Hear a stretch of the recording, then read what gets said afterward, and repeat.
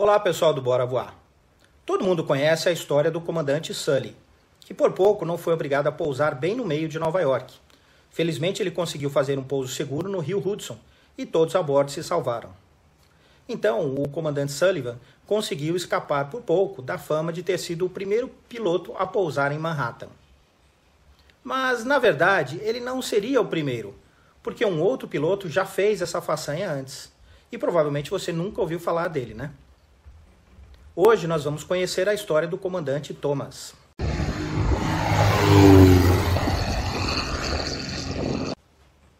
Uma das principais regras da aviação diz que álcool e asas não combinam, né?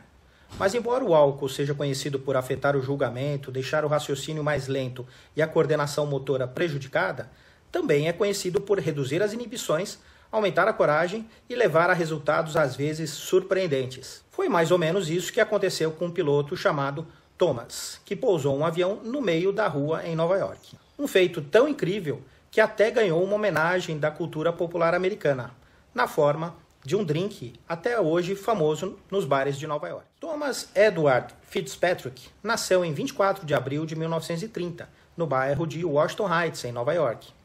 Quando completou 15 anos, ele mentiu sobre a idade e conseguiu se alistar no Corpo de Fuzileiros Navais.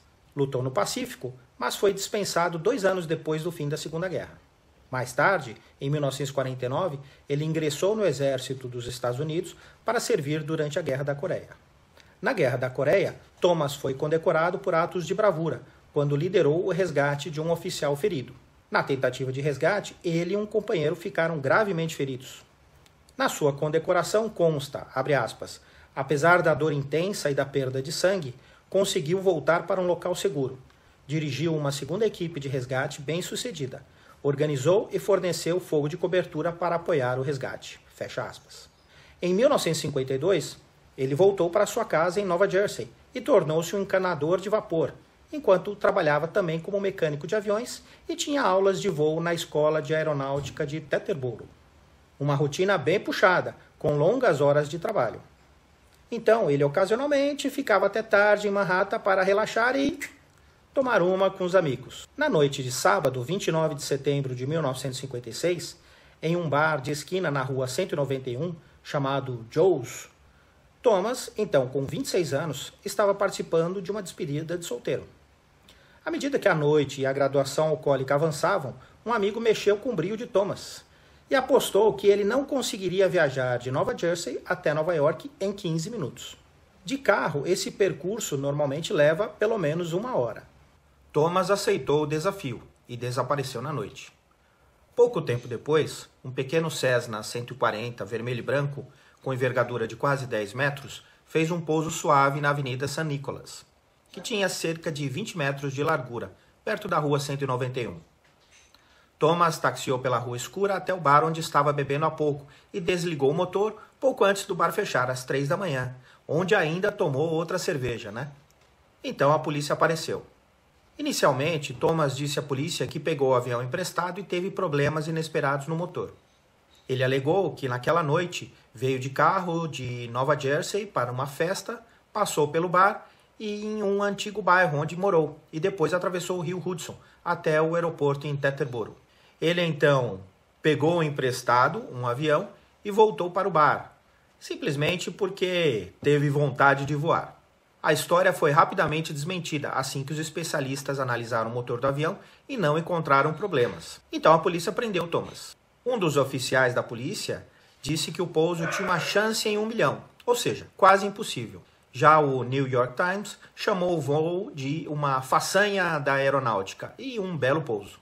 Enquanto a polícia e funcionários da Administração Aeronáutica Civil apresentavam acusações contra Thomas, o avião foi desmontado e rebocado para a delegacia de polícia para ser mantido como prova.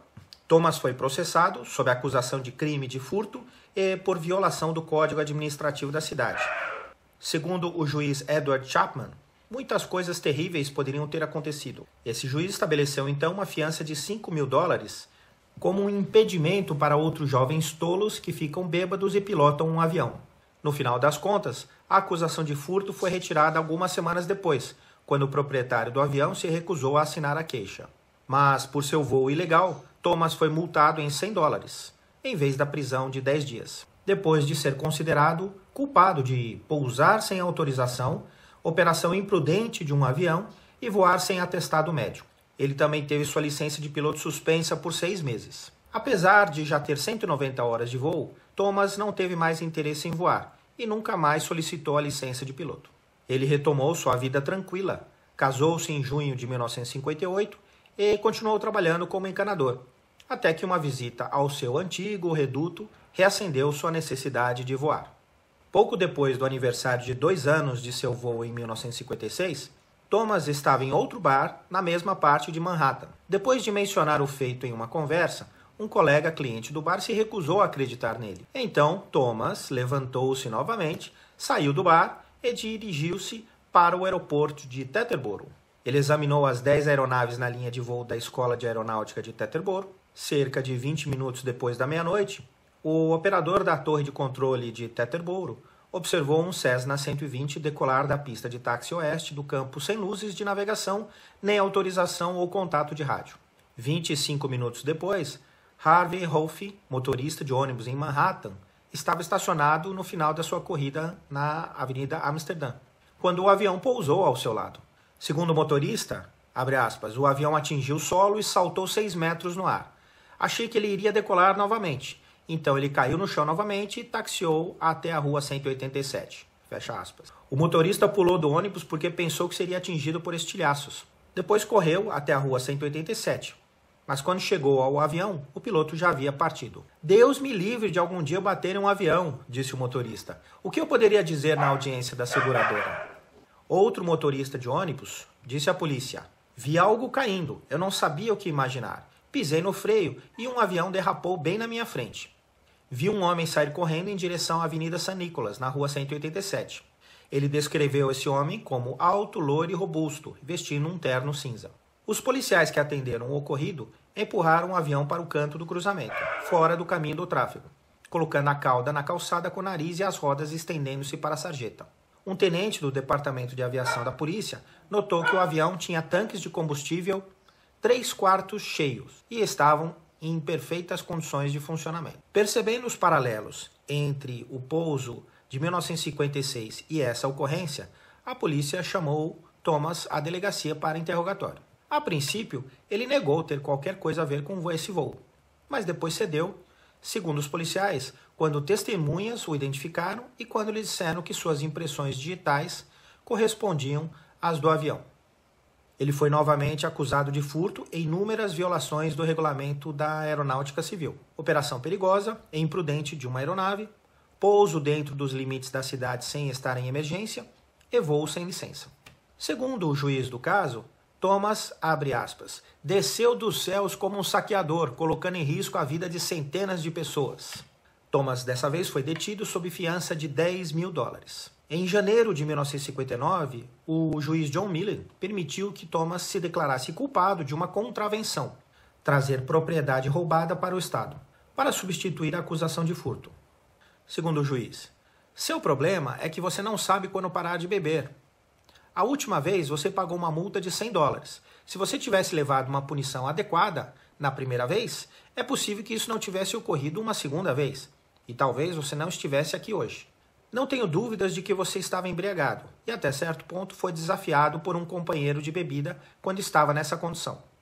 O juiz observou também que o histórico de Thomas, além dos 2 voos, era acima de qualquer comentário, observando que o homem de Nova Jersey era menor de idade quando foi voluntário no Corpo de Fuzileiros Navais e tinha um bom histórico de trabalho civil. Mas acrescentou que, apesar das aterrissagens milagrosas em ambos os voos, não se pode transformar uma rua de Nova York em pista de pouso. Thomas disse que foi a péssima bebida do bar que o levou a fazer a manobra, mas o juiz não se comoveu e o condenou a 6 meses de prisão. Após cumprir a sua pena, Thomas continuou a trabalhar como encanador.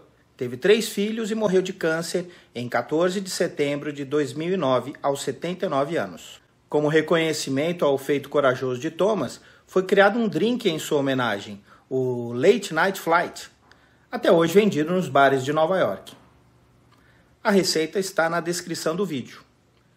Beba e aproveite com moderação, de preferência bem longe de qualquer avião. E se você gosta de histórias de aviação, não deixa de assistir essa playlist que tem aqui do lado.